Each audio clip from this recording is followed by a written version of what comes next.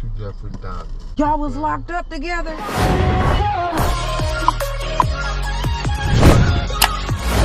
You could just sit there and just sit pretty if you want to.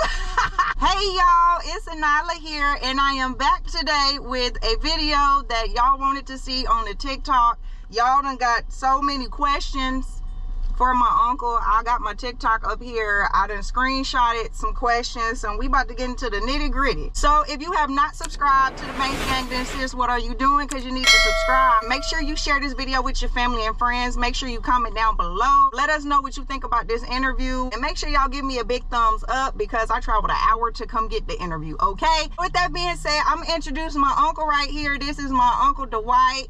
Y'all probably know him from a TikTok. This is my uncle that is hard of hearing, and this is my uncle that does ASL. He may sign it, he may not, but we gonna see. Everybody's like, hey, Uncle Dwight, and he's about to, you know, tell his story of surviving Jeffrey Dahmer, and he's also going to answer some questions that y'all have for him.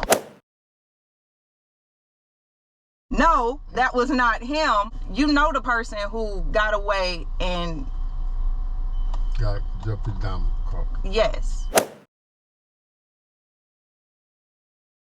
I know of him, but I don't know him personally. But I know his twin. No, he have identical twin, but I know who he is. Yeah, y'all ain't know all that. At a blood bank. At a blood bank, y'all. I decided to stop at the blood bank because I wanted to, you know, smoke a cigarette, which I didn't have any. So I came in one guy and I asked him for a cigarette. He gave me a cigarette. I looked to my right and noticed that white guy kept staring at me. For what I don't know. And he came up to me and said, hey, are you waiting on anybody? I said, why? He said, because I was looking for somebody to help me move the sofa down in my basement, which I live around the corner. And I was like, okay, shit, I'm broke and I need me some money and $50. $50. And so we walked across the street to the liquor store. When we went in, I went to go grab me a 40-ounce, an old E. Okay, got the beer. Old English. You got the old English beer. Y'all know the brown can. Okay. And so, no, it was the bottle. Oh, you got the this the 90s. This the 90s, the glass bottles. I was 24 years old at the time. So he was 24, y'all, back in the early 90s when I was born. I wasn't even a twinkle in my daddy nutsack. Well, he got caught in 91, but he got killed. Yeah, I was born in 91. He got killed like 18 months later. When I got the 40-ounce bottle, I took it to the county. While he was at the county, I wanted me something to drink too. So when I took it up there, he was like, oh, no. You don't have to buy that. I got any kind of drink you want. Nice cold beer, anything. I said, okay, cool. He said, here. He put the money in my hand and bought me a pack of cigarettes. I took the 40-ounce back. But in my mind at the time, you know, I was on drugs. Okay. And I had been up for 2 days getting high. Smoking crack. Next thing you know, we walked around to his house. We were talking, communicating. He asked me some personal questions about my my life. I never seen this guy before, and I had been hanging around this area for, you know, many years. As we talking and walking, I mean, do I have a family? Do I have any kids? I never told him my real name because, you know, in my mind, I'm thinking, well, shit, I'm gonna go to this guy's crib. Shit, he might got some money up in this fucking house. I don't know. Shit, I'm trying to get me some crack. I'm trying to get high. This was my way of thinking at the time. So you felt like if he about to give you $50 to move just a damn sofa to the basement, he got some money. He got some money, or he got some valuable property up there, huh? Exactly. Yeah, and you said this shit. Is how people think when they're on drugs. Yeah, you said shit. If you got 50 to give me just on this shit, I know you got some more to give me in that house. He bought me a pack of cigarettes. But that was brilliant. That was a brilliant strategy of how to get you to lure you back to him. Exactly. No, don't be outside. I mean, I don't know how long he been outside. He didn't smell like that to me. Like I said, he didn't look strange. He didn't act strange. He didn't talk strange.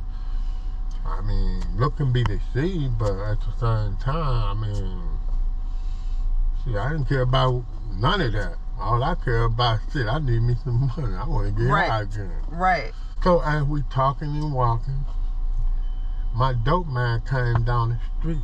I don't want to call him the dope man. We gonna call him Mr. Gibbs. Well, I call him dope man. That's what he was. I'm gonna call him Mr. Gibbs. Because he was looking for me. While I was talking to my friend, I told Jeffrey Dahmer, hold on. No.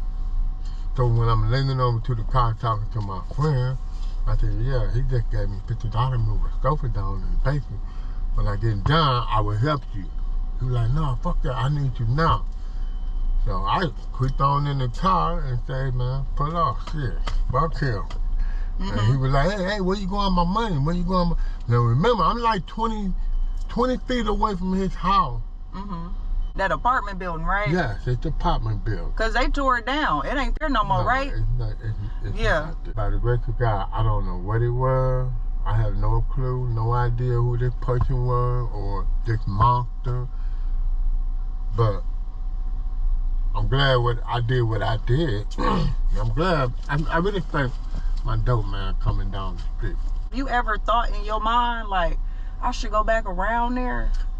No. No? Because I didn't care. Shit, I was on something else after that. Yeah, I ran out with that man who give a fuck now. Shit. I ain't going back. My intention was to go and see what the hell he had in his house. Shit, I probably ain't seen no. Look, that was my intention. When he gave me that money, I'm like, shit, he made shit so easy and simple for me. That's what really had my nose open. Because, shit, he a white guy too. In my neighborhood. I never seen it. But yes, I used to smell that foul ass shit. Did it smell like that? Yes, they smell like something that I can't even describe to you. Because didn't nobody know where it was coming from. So with that being said, because I know people gonna try to question this part here, so let's nip this in the bud. You've been inside of that apartment building, not due to Jeffrey Dahmer, but you've been in that apartment building where Jeffrey Dahmer lived and resided because I used to buy drugs downstairs. Yeah, but I didn't know he lived there. And you smelled it every time you went in there? You smell it before you get there. Sometimes it gets strong. Sometimes it be mild. Sometimes you have to hold your hand or your whatever to cover your nose. Now, how many times have you been in that apartment building before he got caught? Maybe like 10 times. When I go in there, the guy who knew me, you know, he had about 30, 40 damn incense lit all over his house. I'll be like, damn, dude, what the fuck is that smell? He said, I don't know. He's smoking weed and trying to figure out his damn self. But little do we know, it comes from up there where you live at. Now, we don't know this yet. Yeah, I just get my shit and get the hell up out of there. Because it stink that damn bad. Yeah, sometimes it'll smell. I can't even describe the smell to you. It don't smell like no dead dog, cat, animal put together. It don't smell like no damn Milwaukee County Jew. It don't smell like no damn Stewart. It smells like something that you can't describe. It's a smell that'll knock your ass out for real when it gets stronger. I didn't know who this man was until I went to jail. Now this is how I found out who he is. Y'all was locked up together? So I ended up going to prison. 5 o'clock, I'm already catching the news.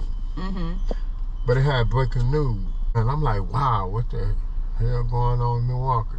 All I seen was they found body parts on the north side of Milwaukee. A man was trapped there, and police found a lot of body parts in his home. I'm like, wow, okay. So the news kept popping in again. So you know, the next day they sold their apartment on camera. They sold him, Jeffrey Dahmer. I'm like, oh man, what the fuck? That's the same dude that I ran off with his money. I thought I ran off with his money. Oh my Yo, God. For real, I'm serious. I'm looking at this guy like, man, what the fuck? This motherfucker a serial killer. And here I am 20 feet away from his house. Now I'm really having fucked up thought now. And then as time went on, I'm looking through the newspaper seeing all these victims. I see one of my deaf friends I grew up in school with.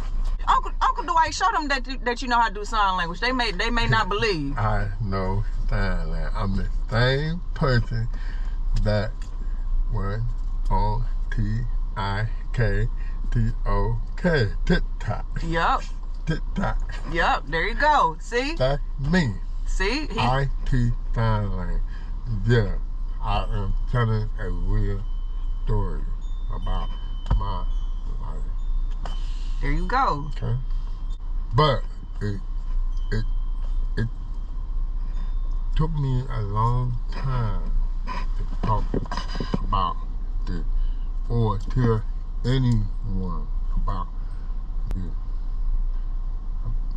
With my, We it's catching hard it? for me sometimes to talk about this. I feel like then nobody wasn't gonna believe me. I didn't want to tell my family because I didn't want to hurt them. Because my mom used to always tell me when she knew I was on drugs, she used to worry about me a lot. I'm not trying to tell everybody, you know, I didn't want to feel like I was embarrassing. You know, because a lot of the time they trying to say most of their victims were gay. Yeah, I was just about to hit that. Can y'all imagine if he did come out and say like Jeffrey Dahmer this, that, and the third, he figured out who he was or he did report it. The first thing family would think is, oh, Uncle Dwight gay. Exactly. You know what I mean? In reality, that's not how he was lured to him. His method of getting my uncle to him was, hey, I'll pay you $50 if you move this sofa from my house to my basement. A serial killer doesn't have a look to be who he is. Period. Until he get caught. That part. That part. At the time, I had no idea. He didn't look like who you think he is. He looked like he wouldn't hurt a fly. I mean, he don't. He looked like normal, like a normal white boy.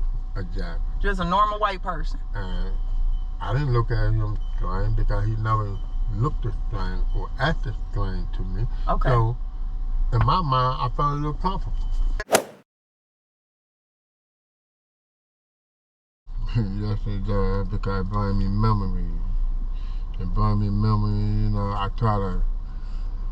I'm a lot better than I used to be. Like I said, I used to have nightmares. I should think about this. I should try to eat. I should always concentrate, trying to figure it out. Damn, man. God been with me, you know. I'm so blessed. Whatever he was doing to get people to his house, did you see what he did to me? Now you see how easy that I could have become his victim because I was on drugs? $50 a lot of money. Back then, especially in the 90s. Back then too, yeah. And you get more drugs. That was his story, and that's how I found out about the Anylah. All I know, I met him at the blood bank, Woolies, and then went on. Damn, they went into his house just to move the sofa, but for some reason, like I said, my dope man saved my life. Little did he know, or little do I know. I didn't know who the fuck he was. I tell you, I just met him. That was the only time I can tell you about this man. He killed one of my friends that I grew up in death school with. What was your friend name that was deaf that he killed? Tony Hughes. So Tony Hughes was your best friend, and Jeffrey Dahmer killed your best friend. Yeah.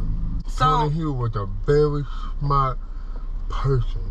I mean, he was very intelligent, very smart. He was a good person. That's all I can tell you. I'm sorry for your loss.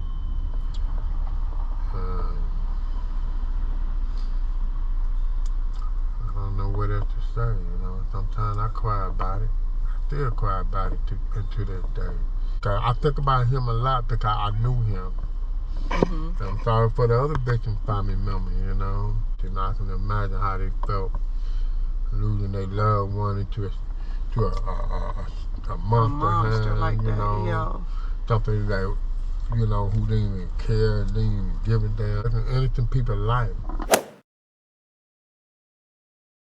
Yes, I have. And he killing a number of women all along. And that person was he was in Milwaukee doing some crazy stuff like that too? Yeah. We gonna save that for another time, y'all. If y'all want to hear that story time, comment down below some blue emojis and say we want to see Uncle Dwight again. DWIGHT, Dwight. You know, I mean, I'm not perfect. This is the neighborhood I hang out in. Shit like this can happen. You over here in the trenches. You over here in the hood. Yeah, what can happen will happen, you know? This ain't no white people neighborhood where like the police gonna come and do a thorough investigation. The Milwaukee Police Department is a fucking joke, a bad one. This is the story of how my Uncle Dwight survived Jeffrey Dahmer. I hope y'all enjoyed today's video. I hope you learned something from this video. If you have any more questions, I would love it if you can drop it down there in the comment section and I can get, you know, to it. I can answer it to the best of my abilities. If I can't answer it, then honey, I just can't answer it. But other than that, I just want to say thank you, Uncle Dwight, for sharing your story, enlightening other folks, because I'm quite sure you're not the only one that got away. There's other people that got away that's probably still scared to speak about it. Exactly. If you enjoyed today's video, make sure you give this video a big thumbs up. Share this video with your family and friends.